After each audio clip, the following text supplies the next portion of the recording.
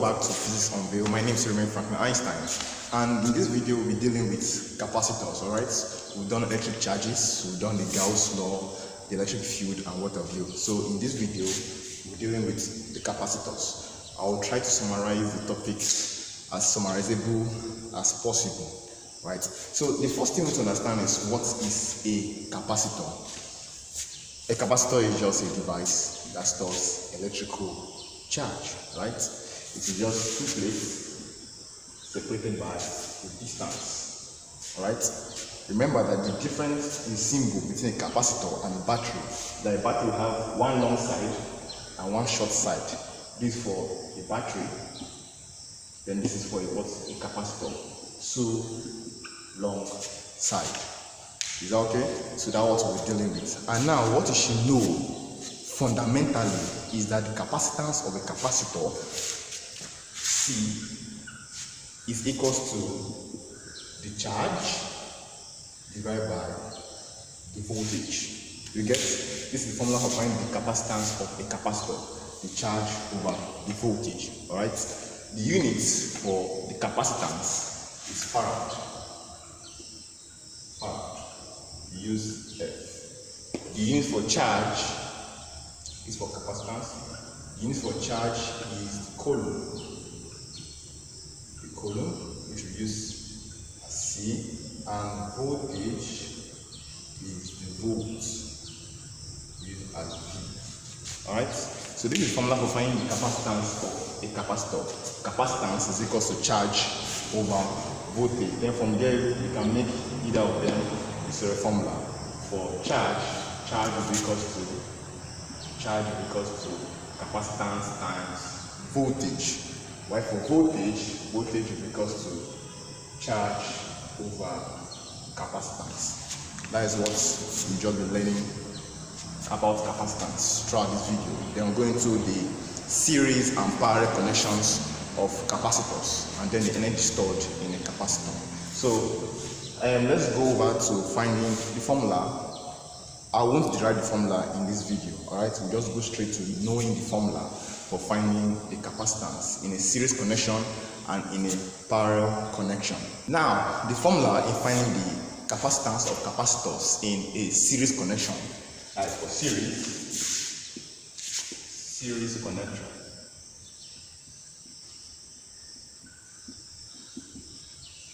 is the total capacitance, which is 1 over the total capacitance, is equals to 1 over the first capacitance plus 1 over the second capacitance plus plus 1 over Cn, depending on the number of capacitors given to you in the question.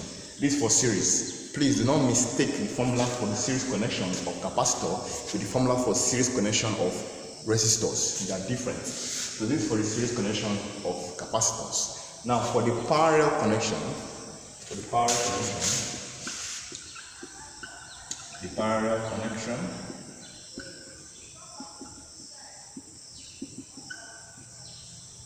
is just the total capacitance is equals to the first capacitance plus the second capacitance plus plus depending on the number of capacitors given to you in a question. So this is what we'll be dealing with. Alright? It is as simple as that. Then finally, for the energy stored in a capacitor, the energy stored in a capacitor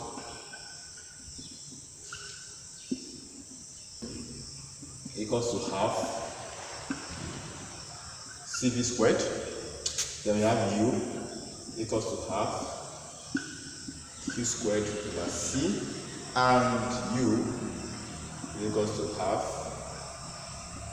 Q. If you want to learn the derivation of the energy stored in the capacitor, just comment that derivation of the energy stored in the capacitor and I'll do it for you. It's very, very simple. It just takes a little bit of calculus and integration and differentiation and what have you. So this is what we'll be dealing with. Alright, so let us go over in solving questions. And please mind you, mind you. For the charge, the regular charge, fundamentally, charge is equals to current times time. Alright? Charge is equals to current times time. That's what we should know. So let's go over into solving questions, and then we'll see how we can understand this topic of capacitance of a capacitor. So the question one. In question one, they said 3 capacitors of capacitance 3 microfarad, 4 microfarad, and 6 microfarad are connected in series, then in parallel. What is their equivalent capacitance in both connection? So what we're doing is that we're finding the capacitance of these 3 capacitors when they were connected in series, and then when they were connected in what? In parallel. It's very, very simple. So solution. Mind you, in physics, when solving physics, we always put things into their respective SI units. Obviously, microfarad is not the SI unit for capacitance, alright? This SI unit for capacitance is farad. The micro there is just a prefix, and the micro actually stands for, times 10 to the power of -6. I've written all these things in the former video actually. So we have the pico, the milli, and the rest. Okay? So now, but when solving questions on series connections or parallel connection, there's no need for you to convert. You can convert at the end of the calculation, but when calculating, there's no need for you to convert. So just go straight into your calculation. So they say 3 capacitors of capacitance, 3, 4, and 6 are connected in series. Let's solve for the series only first before the parallel. Now for the series, it's just 1 over the equivalent capacitance is equals to 1 over the first one. Since there are 3, it's 1 over the second one plus 1 over the third one. So 1 over the equivalent is equals to 1 over the first one is 3 plus second one is what? 4 plus the third one is what? 6. Okay? Now, if you're solving questions on fraction, the best thing I will tell you that change them to what? Decimal and then solve. It's very simple. Okay?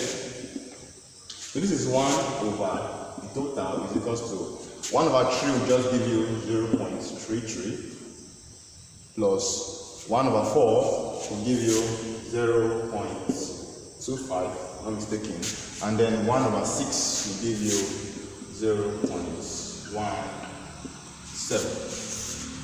Alright, now if you change this will become 1 over total is equals to 0.75. But remember that in fraction, anytime you see a number staying alone, that number is divided by 1. So now most people do this mistake of when calculating this part, they say that is the answer. That is wrong because the formula is 1 over the total capacitance. We are asked to find the capacitance itself. You have to flip the fraction. So if I flip this guy will also flip. So this guy will become CT over 1 equals to 1 over 0.75. Is that okay? And then CT over 1 is just CT equals to 1 divided by 0.75 will give me 1.33. And since the unit I worked with is in microfarad, the answer will be what? Microfarad. Then at the end, if you decide, if you like, you can change this to SI units, which is 1.33 times 10 to the power of -6 farad. Is your choice. Alright?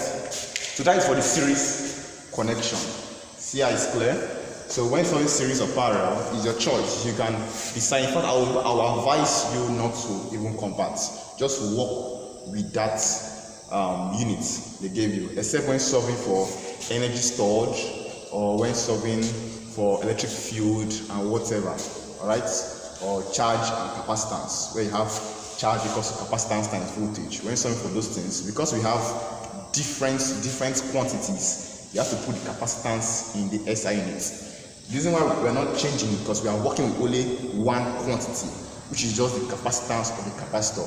But when working with different quantities, and because those quantities are in the right SI units, you have to convert this guy to his original SI units, and that is the reason why we are doing this. Alright, so let's go over into solving the parallel part. This is the series part.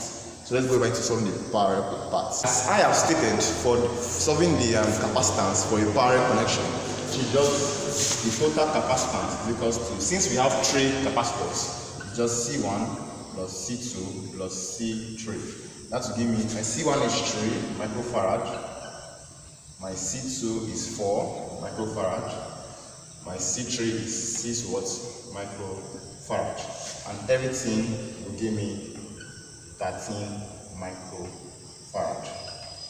Is that okay? So you can see that from capacitors that the parallel connection is actually greater than the series connection, obviously. Alright? So that's how to solve this problem. That is all you're solving for this problem.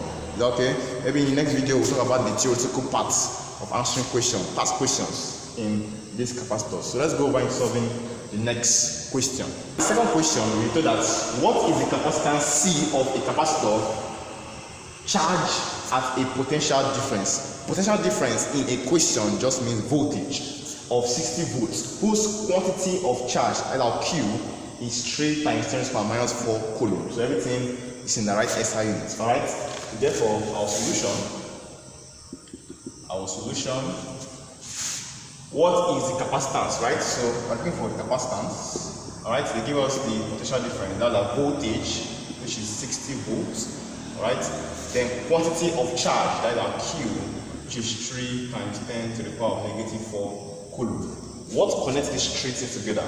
The formula for the capacitance of the capacitor, which is capacitance is equal to charge over voltage, and that's will give 3 times 10 to the power of negative 4 divided by 60, and that should give you approximately 5.0 times 10 to the power of negative 6 farad. Or if you want, make it 5 times 10 to the power minus 6 is just microfarad. And that is the answer to this question. That's easy as that. Always write your formula to know which formula best relates the quantities given to you in the question.